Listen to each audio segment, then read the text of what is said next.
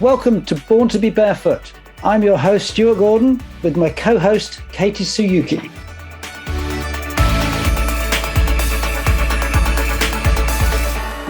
So welcome to be Born to be Barefoot, our podcast sponsored by Barefoot Science Insoles. Now, my name's Stuart Gordon. I'm one of the co-hosts of this podcast. My co-host is a lady called Katie Tsuyuki. And actually, what we're going to do today is interview Katie, because we hadn't met before we did this podcast as co-hosts, and she's got a great story. She's got a great background. So I said, let's interview Katie. Let's get an insight into what it is that it takes to become an Olympian. Katie's an Olympic snowboarder for Canada, and I want to find out how she got there. What did she do? What dedication it took? What sacrifices she had to make? What the training schedule was like? And give us a picture, Katie, of what it's like as well, being in that Olympic village, which I'm guessing as a bunch of snowboarders was pretty riotous. But let's go back to the beginning. So first and foremost, welcome, Katie, to our podcast. Thank you, Stuart. Always a pleasure to be with you on this podcast. So here we go. So come on, let's go a little bit forwards and then backwards. So how far back do we go? I'm going to start off with which Olympics did you go to? Let's start from then we'll work backwards a little bit. Well, I went to the 2014 Sochi Games, but it really started back in 2010 during the Vancouver Games. Well, sorry, it really started back for Torino, which was 2006. And so I got on the national team by doing well and winning nationals. And that was, I guess, 2009, 2008, one of those years. And I wasn't really on the radar. And then I won a nationals. And then they put me on the team. And there was a group of us that looked like we were getting enough points to actually get to Torino. But the way how national team selection, Olympic team selections are sometimes they're set up to really protect their national team members.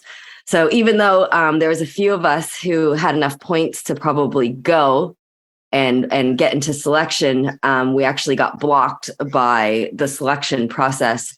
So that was kind of like the dangling carrot of like, oh, this can actually be something, like let's look towards 2010. So so close yet so far, really, wasn't it, on that occasion? Yeah, exactly. So, we started going towards 2010 and I was on the national team and going through it and doing it. And it was kind of the same thing happened, like the way how selection was set up, it kind of protected certain athletes. And then the other athletes that were trying to get into the bubble had a little bit more of a challenging time. So for 2010, I got to go to the games because I ended up being a forerunner because it was in Canada. Then like the way how the contest goes is that they kind of send, I'd like to call them guinea pigs, down the half pipe so that the judges can warm up their judging. Okay. So I got to be this forerunner at the Olympics. So it's like there's we didn't get to walk in with that. Well, and I was a forerunner and I was a sub. So if anyone got hurt, then I was like ready to go. So right. I was there. I was like in Vancouver. My parents came. We got a bit of the Olympic kit. We got, our own coach, and we rode the half pipe with the lights on us and everything. And I was the guinea pig that warmed up the judges and I actually rode like pretty decent, because you're like in the perfect half pipe and the lights are on. And yeah, so I had another taste of the Olympics in 2010, but I had missed the team. And looking back, I didn't really feel like the national team program had my back or, did everything to kind of get me there. Or things weren't exactly transparent. So that's when I decided to leave the national team and go private, which is kind of, a daunting thing to do because the way how it is set up in Canada is that if you're not a part of the national team program, then you don't get any funding. You get nothing. You don't qualify for any grants, nothing. So then I had to go down this whole like fundraising route because I didn't quite have the money to go do it. And actually, I was supposed to go to like, university, like it was all set up to go to university, all like we'd all been saving. And so I kind of asked my parents then, can I use this money to actually set me up to go to the Olympics? Because in Canada, when you make it there and you go to the Olympics and get on the national team, for every year that you're a part of it, Canada will pay for a year of post-secondary school. So I was like, it's kind of putting my eggs in one basket, but when I make it, I'll still have it there because I'll get these other grants to be able to go further education. So my parents like, okay, let's do it. Let me backtrack a bit. Going into 2010, 2006, my boyfriend at the time was like really high up on the national team. He was like ranked number 1 in Canada. He was like podium and winning World Cups. And he was like, he always had a really good kind of coaching ethic, but we broke up and, life goes on. And he actually left the sport because he had a friend die and he got like really traumatized. So he was like, oh, I'm going to go like hide out and be a hermit because he got traumatized from his friend. So he left the sport and I didn't see anything. Like he was supposed to go to 2010 and that was going to be his second Olympics. But then he left the sport, became a hermit. So in 2011, 2012, and I going private, I'm fundraising all for myself, pulling out all the money. And I went to him and I was like, his name's Crispin Lipscomb. I was like, Crispin, I don't have a coach. You've done it. You've planned it. He was getting his coaching module. So I'm like, you're doing your coaching modules. Like, let's go do this. Like, take me to the Olympics. I need you. So he agreed and he came out of retirement, or not really with like competitive time. He came out again and we started doing this. We started going to all these World Cups. I made it so that I could get starts because that was a whole other thing. Like to get a World Cup start, you really have to like work with the national. So I'm running this program parallel with the national team and I'm trying to get these World Cup starts so that I can get my foot in the door. So they let me do that. They let me bring my private coach to these World Cups and we start like building the points to go towards 2014. So I'm doing pretty good. So in about 2013-ish, we're like heading into the Olympics. It's the last kind of 6 months or 8 months or whatever going in. And I'm doing really well. And then the national team turns around and says to me, they're like, Katie, it looks like you might be going to the games. Like, you're doing really good, but you can't bring your private coach. You have to leave your private coach and you have to come with us. And I was kind of like, what do you mean I can't bring my private coach? Like, I'm doing everything you guys want me to. I'm jumping through the hoops, whatever. This is my team, and wow. Yeah.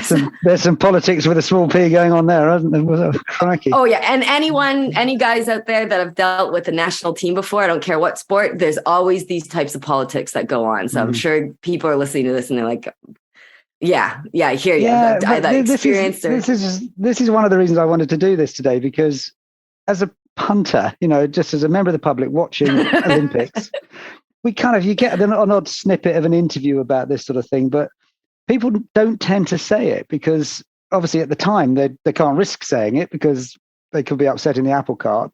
And then maybe afterwards they calm down a little bit and they've done it and they're happy and so on. So this is actually I find it fascinating as a sports, observer and so on. And this must go on time and time again. There was a crazy film, I don't know whether you saw it. There was a guy called Eddie the Eagle who did the big jump thing. And there was a film made about that. And there was some interesting politics that were evident there. But this is wow. Yeah, Eddie the Eagle. Yeah. Yeah, it was crazy. But so go on. So you've got to this point. They've said, you can be in the team, but Crispin, he's got to go back and clear off somewhere else.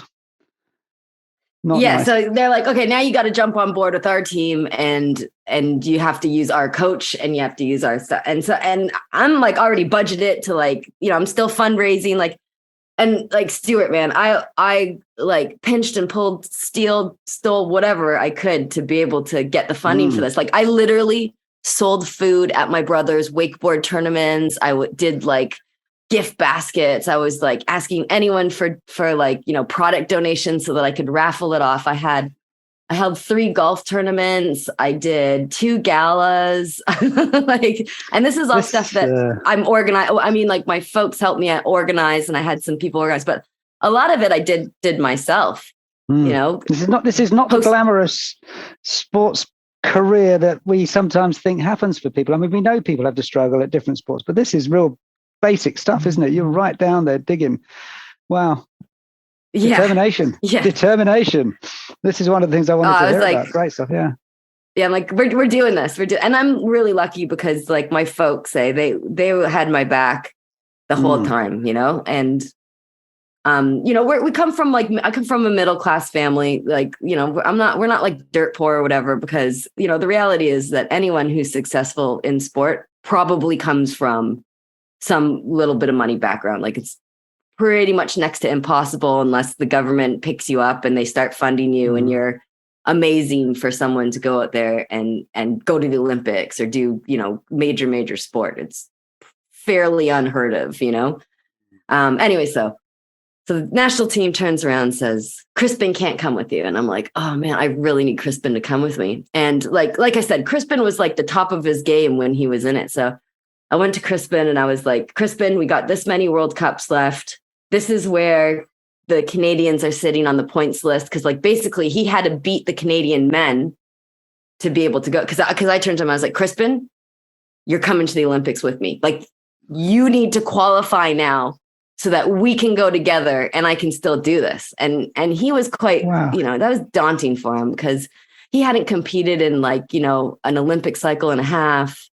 And, but he saw the guys out there and like, he's a Leo, he's like pretty competitive anyway. So I must have said something right. Cause I got the phone call back and it was like, all right, Katie, let's go do this. Let's go show this team, And Awesome. you don't really want to go against like the national team and everything. Like you want to play with them, but we were like, let's go get these guys, let's go show them. So, it was kind of like the last period to qualify. I think there was like maybe 3 or 4 World Cups left. And it was a training camp in New Zealand. And we came down to New Zealand, and that's when Crispin had to start training. So it's pretty funny. So we called ourselves the coach leets because we were training and coaching each other. Like, Right. It'd be like, I go do a run, he'd film me, then we'd have a chat and like, go through our drill or whatever. And then like, we'd like switch around and then it'd be like Crispin's time. Right. So we get through these World Cups and Crispin's like gaining points. Like I'm doing well. I'm looking pretty good to go. I'm like second from the top. And, the next one behind me is got a good point cushion between us. So it ends up that Crispin qualifies. He beats out the Canadian men and he like nails Canada. Because what happens is you need to go and compete. First, you have to win Canada a spot. And then there's a selection process to see who's going to the Olympics, to who's going to use that spot. So like in Canada, we don't have like a million athletes. Our pool for snowboarding is shallow compared to like the States. Like the States, they can send their rookie team to go and secure the country spots while they're resting their elite team. And then they go and send the elite team in. Yeah. You know what I mean? But we don't have, and like a lot of other countries, we don't have that luxury of doing that. So we're like, everyone's going, it's like pit race of getting these spots and then fighting it out for these spots. So Crispin makes it and everyone's like, oh no. Cause like the national team's like, oh, well, we didn't really want this to happen. Right. And then it's pretty cool when we get the phone call. Like I'll never forget it. We were in Quebec because that was where the last World Cup was before the selection. And oh my God, I like always get emotional whenever I say that. Oh yeah, you should. Yeah. we were having dinner and I got the phone call. I was with my parents. I got the phone call and it was like, oh, okay, we're going. And it was like emotional time. But then it really sunk in when Crispin called me and we're at this like fondue place. And Crispin's like, Katie, we did it. We are going. And I was just like, my mom and I broke down in tears, and we're like, it was almost like, I mean, it was the start of going to the games, but for me, like that was the part of like, like the hard work paid off, all those trials and tribulations of like. I'm holding my breath. I'm getting a bit emotional here. This is fantastic. I mean, this is this is like a film script in the making. Cool runnings, move aside. Katie and Crispin step into frame. This is fantastic. Yeah. Wow. Yeah. Yeah. Great stuff. Wow. So, okay. I'm gonna. Can we stop there? Yeah. Right. And now I want to wind back and say, okay, so that's amazing. That's a story in itself. But so when you're a kid, you got a snowboard, you're out there doing a few bits and bobs. What point did you suddenly think, I'm actually pretty good at this and I quite fancy going to the Olympics? So like snowboarding was just kind of like a thing that I did when I wasn't wakeboarding. But then when I went to boarding school, and I went to like an outdoor ed boarding school, and it had the snowboard program. And when I was in my senior year, it was like, I set my class schedule up so that I had like class, spare. And I was driving then. So on my class, spare days, I actually left school and I went to the snowboard hill, and I would like snowboard in the afternoon. So I was snowboarding like probably 3 times a week, half days, and then on weekends as well. So like, because I was like a teenager and I was like, do I want to be at school or do I want to like go out and go snowboarding if I can set this up? So I was like, tough call. Yeah. So I set that up and I was, I was leaving school and going snowboarding. And then when I got accepted to university, and, but the thing was to defer for a year and like, you go travel, whatever. Right. So I deferred for a year. And I went it because I was like, I'm really liking the snowboarding thing. And half pipe wasn't necessarily on my radar. It was just like, I was actually doing more like slopestyle, like rails and jumps and stuff. And half pipe was just something you kind of cruise through. So anyways, I deferred for a year, went out to BC, to British Columbia, and like got an apartment with like 5 guys. No, it was 3 guys. And it was like 1-bedroom apartment with this loft that was basically a deck. Like it was like maybe not even 10 by 10. It was like maybe 8 by 10 or 7 by 10. Right. And it was right over the living room. And we were living like, one dude was living on the couch in the living room. I was living on this like deck on this like loft. And then, there was like a couple in the 1-bedroom, and it was so small. Yeah. And so I went out to BC and I was like literally just, snowboarding basically for fun, snowboarding every day, riding powder. And what I find interesting here, though, is that because I've skied and had a go at snowboarding, but you kind of get a feeling as a person, like casual skier or snowboarder, is that those people that end up going to the Olympics are kind of born on a snowboard. They're out there like the French kids. We go and we see these French kids whistling down the slopes at 3. And you didn't do that. No, well, I mean, back then snowboarding was still quite a young new sport, like it debuted in the Olympics in 2006. Or sorry, not 2006, 1998. So it debuted in 1998, and then 2002 was Salt Lake City. And then, so it was like in between 2002 and 2006 is the time so it only had like 2 Olympic cycles. So it's still really fresh Olympic sport. So there wasn't really like, there was no internet that showed like, there's no like there was YouTube, but it wasn't like how it is now. Right. So you could still kind of get away with starting quite late and letting a little bit of talent, carry you through before all the hard skills happen. Nowadays, it's totally not like that. Now kids are in full-time programs at like 8 years old, 9 years old, like, wow. Now it's like more like traditional sports where, kids are in hard programs. Like they're going through the long-term athlete development model, like at a young age, like learn to have fun type thing. So yeah, you're right. Back then it was a little bit more casual, and I was just kind of on the hill, and I was at the half pipe in BC, and I got talent ID'd by the coach there. His name's Andrew George. and was a fantastic coach. Like he was, and it's not just on snow coaching, because like all the coaches out there know that like the in sport skill stuff is like one thing, but really you're kind of harvesting and developing the mental side of the athlete or the person, you're really trying to work that out. So I had a really good coach, and he talent ID'd me. And then he's like, hey, Katie, like come to the BC, to the snowboard team, and like, let's see where we'll go. So I was like, okay, cool. That sounds all right. A little bit of organization. My mom liked it because my mom's like, she's like organized type thing. And she's like, oh, like structure. And so she's like, okay, let's do it. So yeah. And so I ended up hooking up with them. And that was actually the end of that season. By the end of that season, that's when I went in and I won nationals. Right. And that was the kickoff of like, oh, okay, national team, World Cups. And then I knew that, if you're on, then I was like, oh, if I'm doing World Cups, then, my first World Cup was in 2003 or 4 in Whistler. And I did fairly well. I was like middle of the pack, which is all right, Yeah.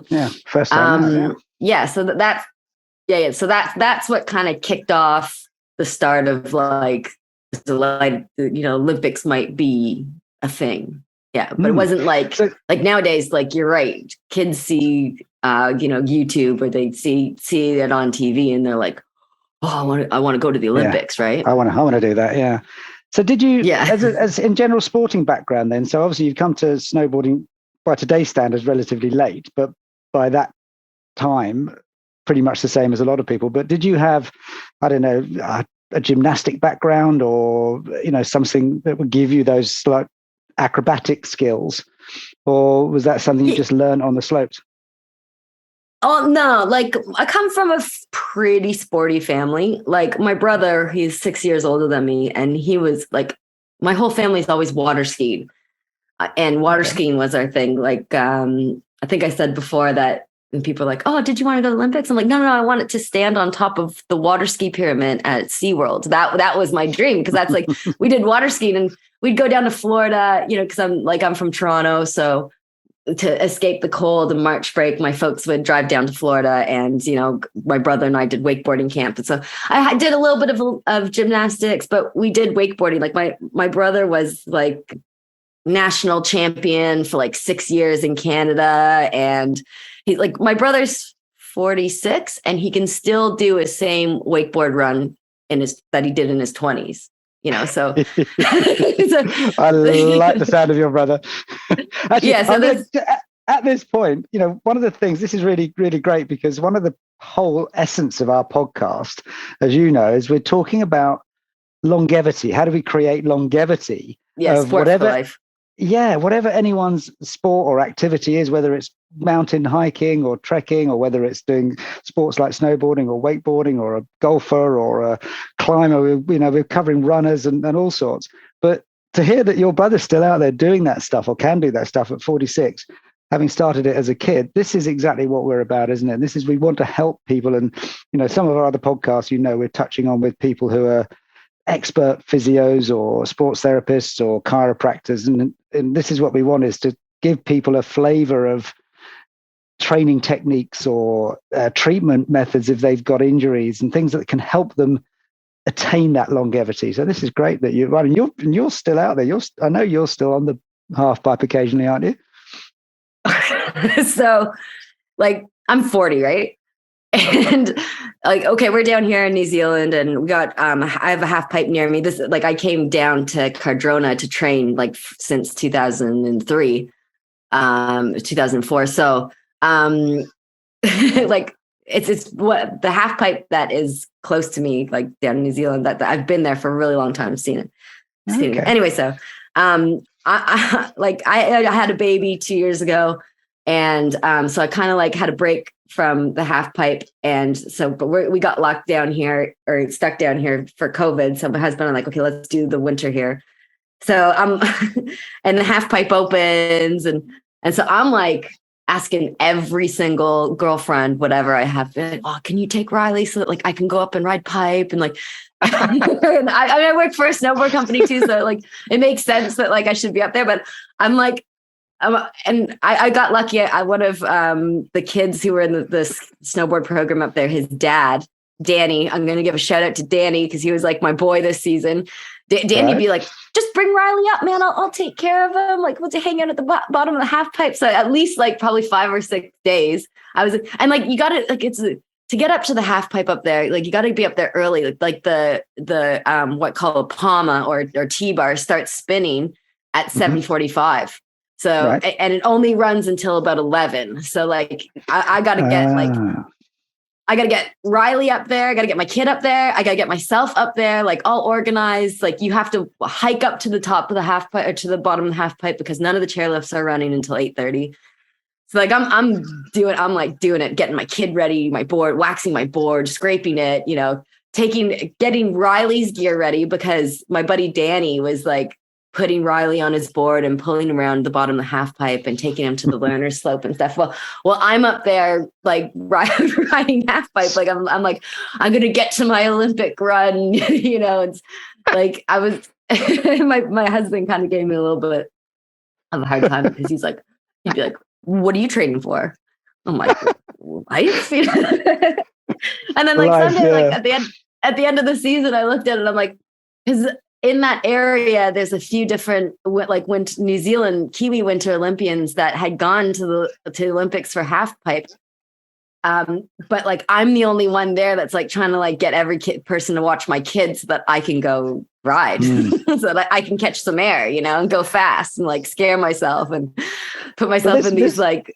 It's quite funny as well because this kind of highlights because with this podcast that we're doing, it suddenly explains everything because you're in New Zealand, I'm here in England. A lot of our guests have been in the States somewhere, so we've had this scheduling issue, haven't we? And I now understand why you're so keen to get the podcast done and dusted for what is about 7 o'clock until 8 o'clock in the morning for you, so that you can fly out the door. And I've actually seen you disappearing as soon as the podcast was finished. I've seen you from the back, view, grabbing your ski gear and your clothing and going out the door virtually.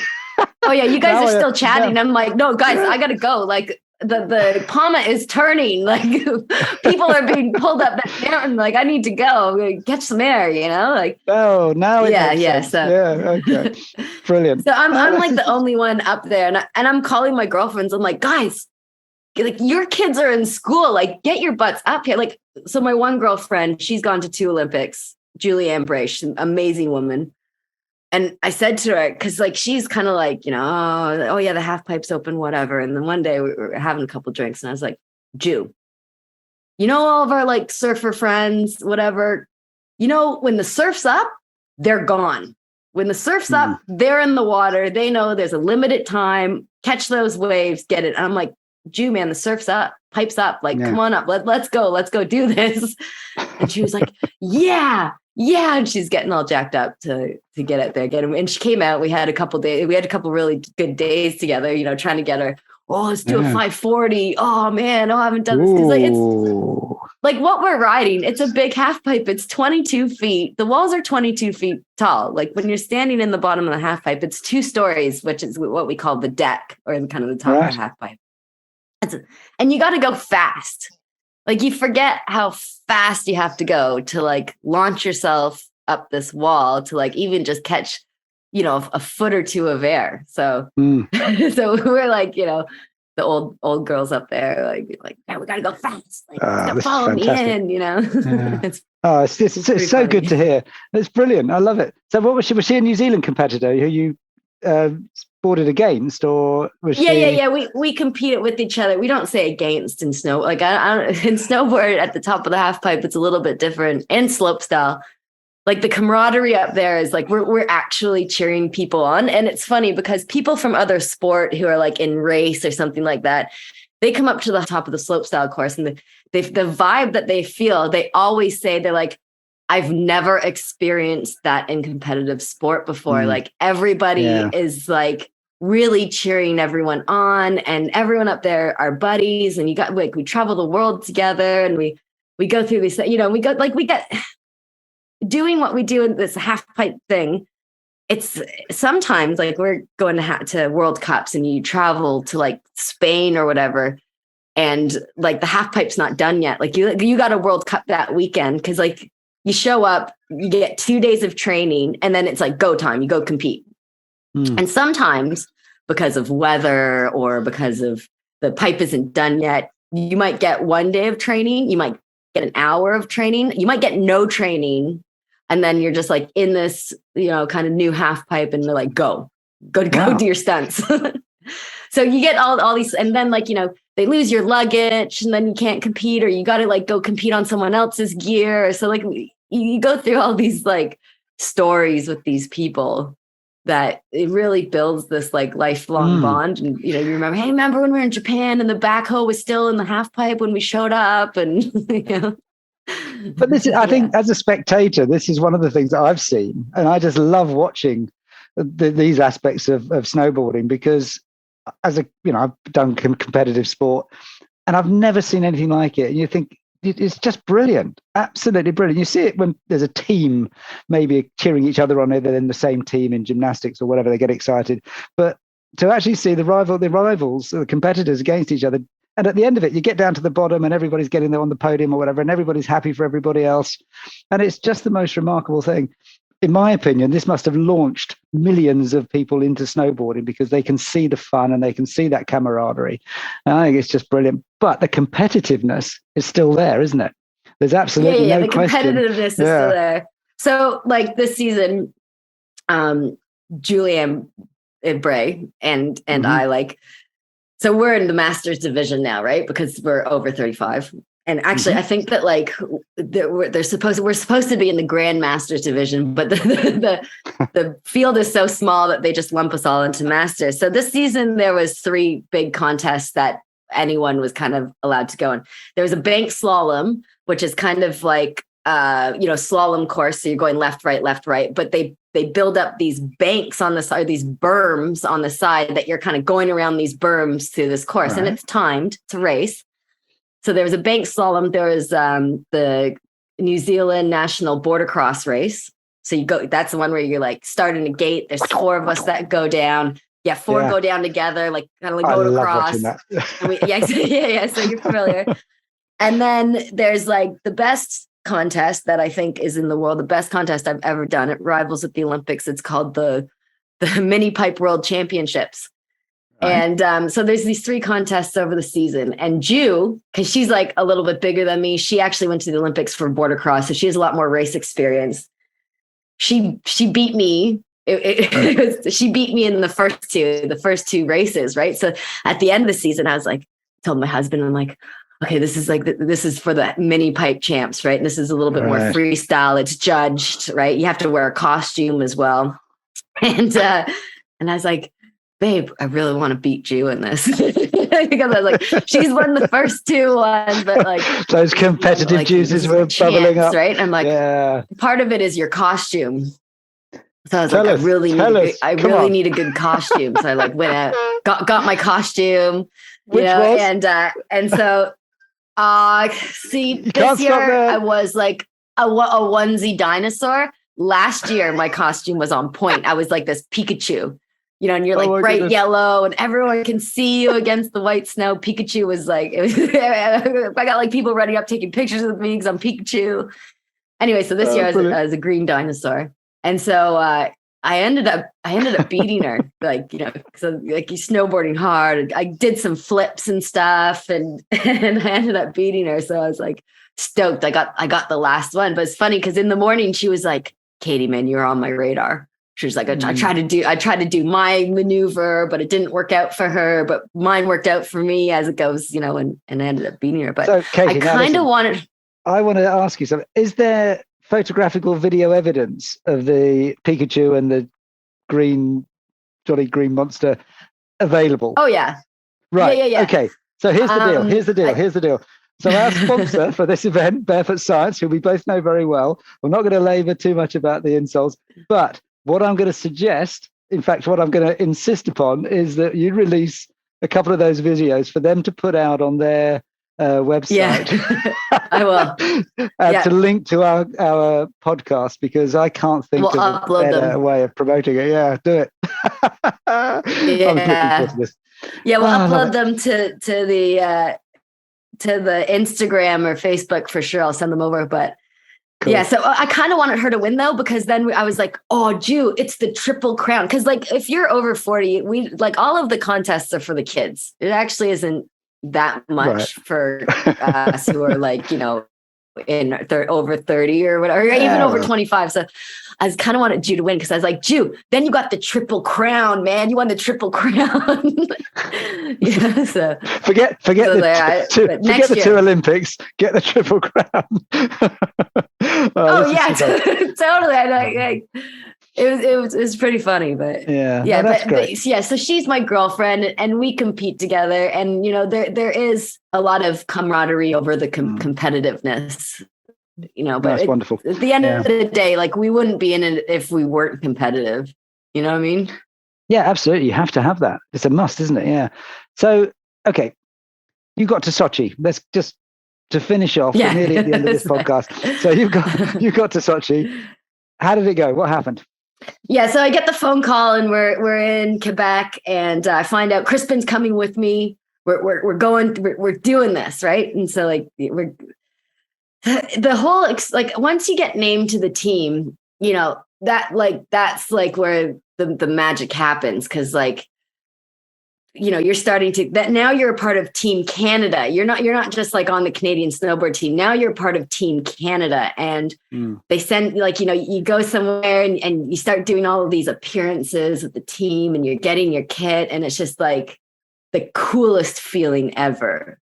Wow. Like the coolest. You're all decked out, and then Canada's paying for like you know, or your country pays for you to go, right? So we got like upgraded because like the Canadian airline, they were a part of it, so we got upgraded to go over to Sochi. But I mean it was a little sketchy because Sochi was kind of like it's in Russia, right? So it actually had like a really, really low attendance because all the stuff with like, you know, all the political stuff was going on then. Yeah. And it was getting like, even my parents were like, oh, should we be going? You know, like, or my dad was like, oh, should we be going? My mom's like, we're going. She's like, I don't care. We're going. So they're booking their tickets. I got a feeling your mum is a force to be reckoned with, I'm gathering. Oh, yeah. She's definitely a force to be reckoned with. So, you know, we get there, and once you hit soil, you're in what they call the Olympic bubble, and you can't really leave the Olympic bubble once you're going, you know? So, getting there and like Sochi was like rough because like we show up into these buildings, the buildings are unfinished, all the landscaping's all unfinished. There's like all of these, I don't know if any of you guys like followed the Olympics, but like bobsledders were getting stuck in bathrooms and they were having to like bust through the walls and stuff, and like plumbing wasn't working. This is the kind of thing that wasn't really reported. I can't remember it anyway, so this is incredible, isn't it? Wow. Yeah. Well, the Canadians reported it because they were Canadian bobsledders they literally, and then like there was like bathroom stalls where like men's bathroom, like toilet stalls where there wasn't like a divider wall between them. It was like toilets each. Very, very cozy. Yeah. Make new friends. But it's awesome because like you get up into this village and you're there with all the athletes that are within your venue. So within our venue, we were in the mountain one. There was like all the cross country skiers, the bobsledders. Yeah. Any like sliding sports was pretty much all up there. So like you go into like the dining hall, right? And it's like 24-hour dining hall, salad bar, whatever. It's crazy. And what we would do is you'd try and like pick out which athlete does what. You know, like you look at that dude, that dude looks big, man. He's got to be a bobsledder, you know. That dude looks a little skinny dude. He's a cross country skier. It's pretty cool. And like you're with all of these like different athletes from all over the world, and you got the pin trading, right? So it was my goal that, because like I knew my team, so I didn't want to sit with them. So it was my goal that whenever I went and ate, I would go ask a different athlete, like a different sport athlete, and go and sit with them and have lunch with them. That was like my thing. I was like, so that I could trade pins and and go like, meet all these people. It was a cool experience, like different experiences. Trade pins. Explain to me, sorry, when you say trade pins? So in the Olympics, there's this big thing that pin trade, like, like the little like lapel pins that like it's your country. Okay. And so Canada gives you like, all these different types of pins that you go and you trade. And so you have this lanyard and you like are going up to people and you're like, I'll give you a Canadian pin for, your pin. Oh, wow. And you try and get all of as many different countries that you could get. And like as a country, you try and get all like the small countries, right? So like I actually got a Jamaican one from the Jamaican bobsled team because that was like rare. There's only 6 of them up there. It's not like there's like, a cross country team. There's like all these 6 dudes up there from Jamaica. So I got like a coveted Jamaican one, or like Thailand, that one was really coveted as well. So you do all this pin trading and it's like, it's really cool. So in the Olympic Village was an amazing experience. Canada takes care of you. You're like physios and like bodily support people on call.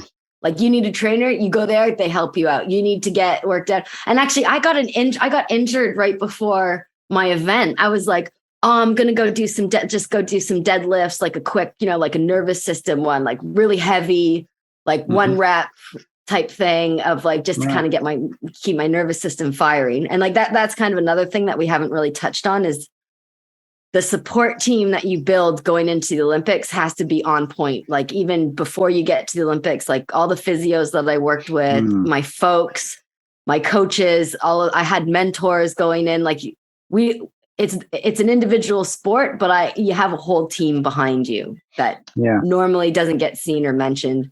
And like they're rock stars too, Anyway, so I got injured, did this like deadlift, ended up popping a rib out my back, out on my left side. And then I was like in at the physio guys getting like cracked, getting needled. Like they had to like work on me pretty hard, and I had to settle. And the night before, like, and I had a really good mental coach going in and he prepared me because he was like, Katie, the night before, like you're not going to be able to sleep. Just sleep isn't a thing. So this is what you got to do.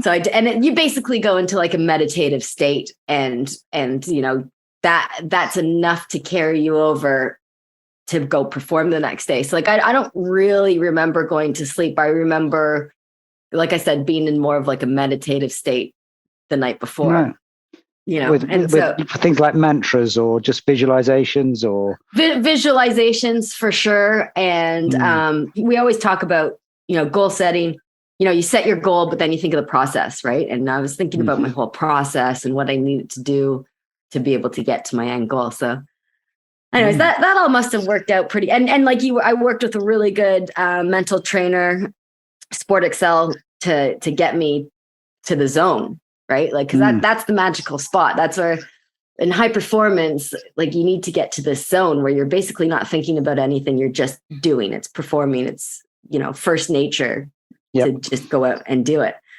So anyway, let me skip forward to being at the good part, right? So I'm there, I'm at the top of the half pipe. Crispin and I, so Crispin actually competes before me, and he kind of like shits the bed a little bit. Sorry, Crispin, I love you, but like he could have done way better. He could have done way better, but granted, he was thinking about me. He did all right, like middle of the pack, but I wanted him to, as being his coach lead, I was going to say, Wow. But he did what he needed to do, and he got there, and he was there for me. So anyway, now it's my event, and we're at the top of the half pipe, and and it's kind of like, Katie, like we really did it now. This is it. We're at the top of the half pipe. The lights are on you. Your parents are down in the crowd. Everyone in Canada is watching you. Wow. And I was like, okay. So I pull out of the gate, look it down the top of the half pipe, and just give a big breath and just go down, and I do my run. And I get down to the bottom of the half pipe, and CBC's there, Canadian Broadcasting Company. They put a mic in your face and they're like, "Oh, Katie, you just did your half pipe run. Why don't you tell us about their run?" And I like went blank. Right. I just kind of was like, I just kind of went blank, and I was like, I don't really remember. And they like, they don't know. They're not, Wow. I don't know if they've been in the zone before, but they're like, oh, okay. And I was like, oh yeah, okay, thanks. And I like go off to the side. And my mental coach, Bob Palmer, he was like, that was the best part. He was like, that. Yeah, so it showed how tight you were in the zone. So my mental coach, Bob Palmer, he was at home in Canada. And I remember him being like, Katie, man, that was the best part. That was the best part. You were in the zone. That was, it worked. You know, we had made it. And I was like, yeah, oh, it was in the zone. And you know, it came out, and I ended up getting to go to semifinal. I ended up being top Canadian. I got 13th. Okay. So I had just missed out on finals, made it through semifinals. And I was top Canadian, which, to be honest, you know, I was never the rider that went the biggest. You know, I was top in Canada, but I was always kind of like, you know, middle of the pack out of like, you know, the 40 riders or so that would be at there. I was getting like between 20th and kind of like 15th spot. So to get 13th at the Olympics, that's and fantastic. Top Canadian, to beat out all, because all of these other girls had more experience than me. Like my one colleague, she was in it since she was like, you know, 8 years old. She's from Whistler. She was in it for a really long time. It was her like 4th Olympics or something like that, or 3rd Olympics. So, you know, to come out and beat the athletes like that. And then also, you know, like I said, I had to run this like parallel program to the national team. So like, I was like freaking underdog. I was the underdog. And to like come out on top and of the Canadians and get, you know, kind of like that top 15 at the Olympics. Well, that I was stoked for me. Wow. You know? It's absolutely astonishing. I mean, that whole story, you know, the fight to actually just get in the team, you know, get or bypass the team in order to get into the team. It's just such a great story. You should be super proud. Yeah. You really should be. Yeah. I mean, I was in tears. My mom was in tears. Like my parents were over the moon, and same with, you know, everyone. I had so much support from Canada and support staff. And like I said, you know, it seems like it's an individual sport, but you have like all of these amazing people with years of experience behind you. Yeah. And yeah, but I was lucky. Like, you know, I had good people planning for me, and you know, I had really good mentors. You know, I had Crispin and my support team. They are the ones that really got me there. I did it and I performed, but they put me in the right state. And yeah. Just on that note, because of course one of our guests, I think we interviewed him a while ago. He was involved in that process, wasn't he? Scott.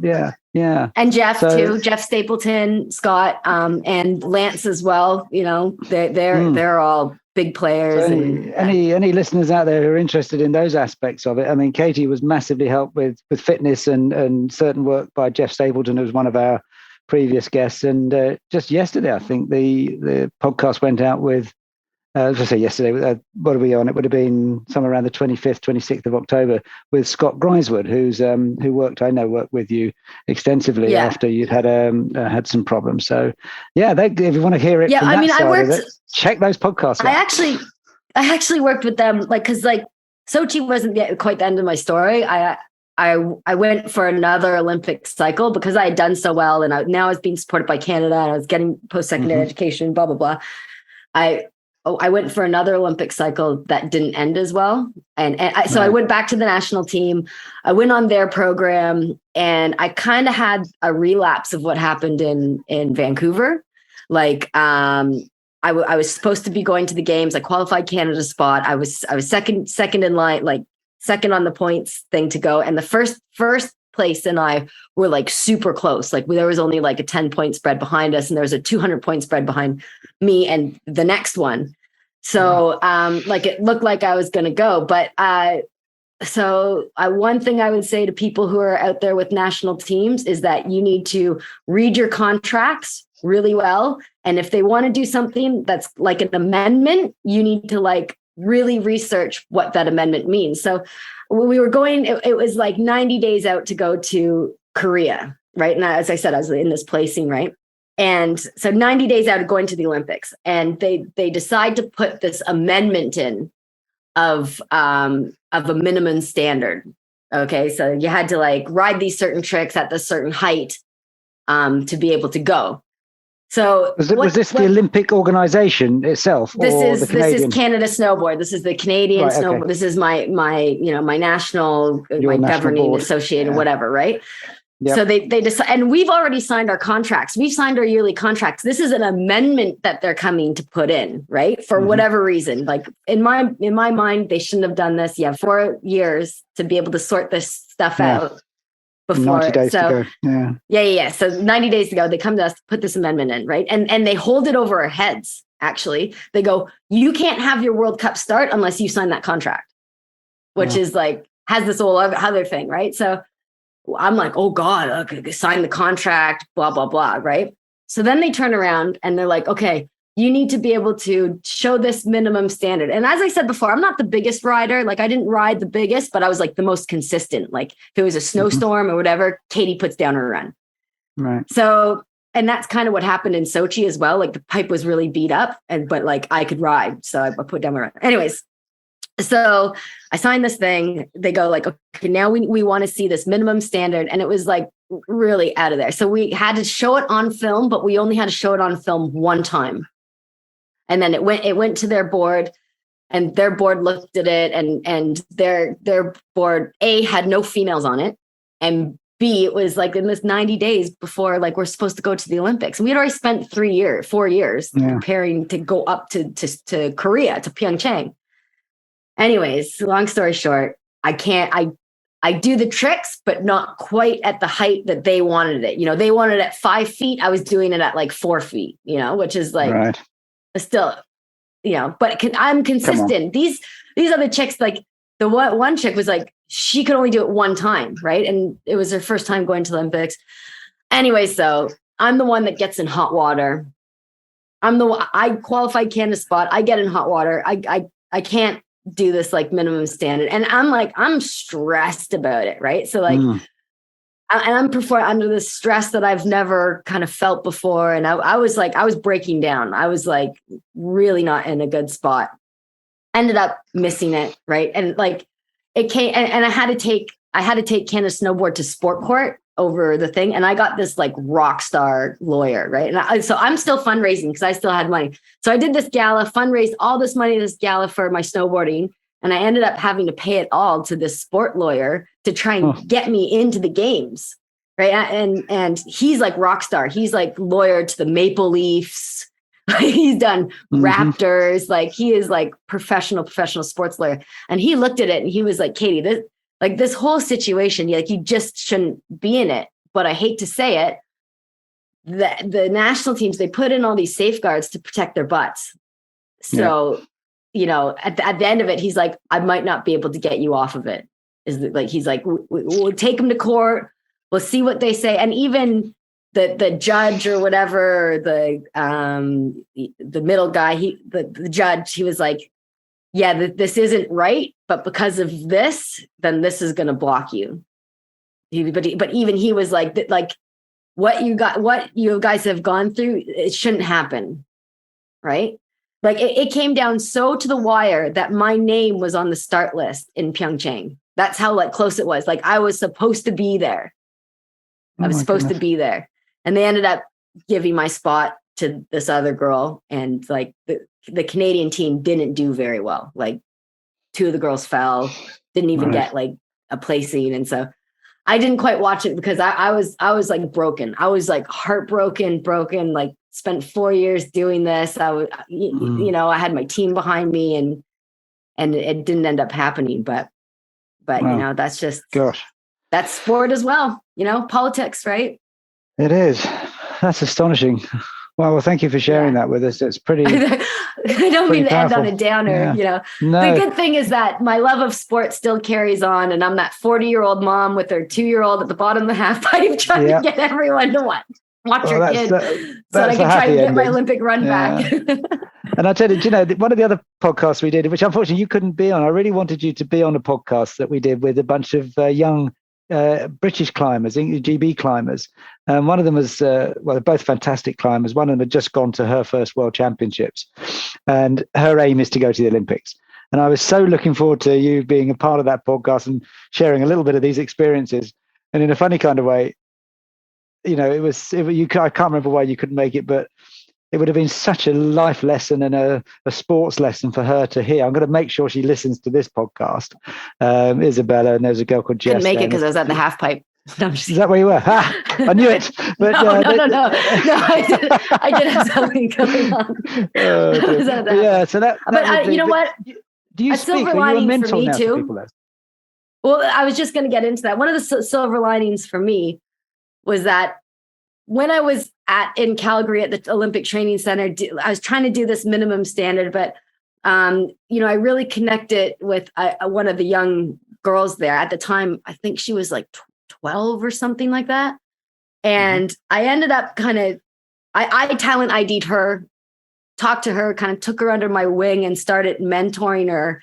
And like, I rode 3 or 4 days with her, like calling her up, being like, Brooke, we're going to the pipe. Like, let's meet up. Let's do this. Let's ride together. Right. So I kind of got her hooked, and her dad was there, and I talked to her dad, and I told her about my story and my experiences. And these are the red flags. And, this is what to watch out for. These are the coaches that you want to go work with. These are the programs, blah, blah, blah.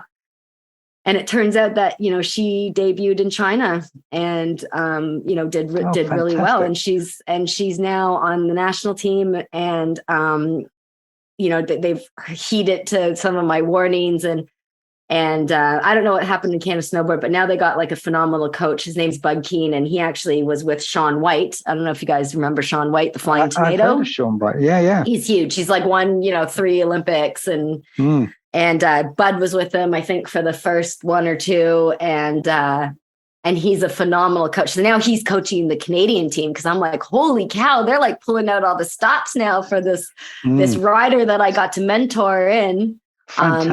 Because she's kind of like the strength of the team now. So now I see her, and I see her ride, and she's riding really well. And it makes, I'm not claiming her or anything, but it makes me feel good that I might have had something to do with sparking that love and that determination. And maybe she saw my story or looked up to me or whatever, but I definitely I was mentoring her kind of for a bit, but now she's kind of moved on, as you do. But it makes me feel good. I said earlier in this podcast, you made a reference about your mum, and I said she's obviously a force to be reckoned with. Well, I think whatever force she has to be reckoned with, Katie, you have it in spades. You clearly are a fantastic, obviously a fantastic athlete, but the passion that you've expressed during the podcast that we've just been doing, it's been spellbinding, and and helping that girl. Absolutely, she cannot but have benefited from that advice and that information, and her dad will have been soaking up that political, the administrative stuff, because as a parent, of course, all he wants to do is make sure his daughter gets as best possible help and progresses as much as possible. And you clearly did help with that, so you should be really pleased with yourself. Wow. Thanks, Stuart. So now 2-year-old Riley, is it where's he aiming for? Snowboarder of the future. So come on, finish off with this. I have him at the bottom of the half pipe with me, so I always get like people coming up being like, oh, is Riley gonna go to the Olympics and snowboard and blah blah blah? And I'm like, okay, so like guys right now in the half pipe, they're doing like quads and triples, and they're going like 25, 30 feet out of the half pipe, right? And I look at that, and that just makes my stomach turn. It makes my stomach turn to think that like my son, and I'm like, no, you know what? What's really good? Music. But I actually got told this, like I'm down here, and they told me this, my aunt told me the story about this All Blacks player. Like All Blacks, they're the New Zealand rugby team, and they're really famous, because we were talking about like concussions and blah blah, and I'm like, I work with these guys that have the technology that can detect if they have a baseline, they can detect a concussion within 3 minutes.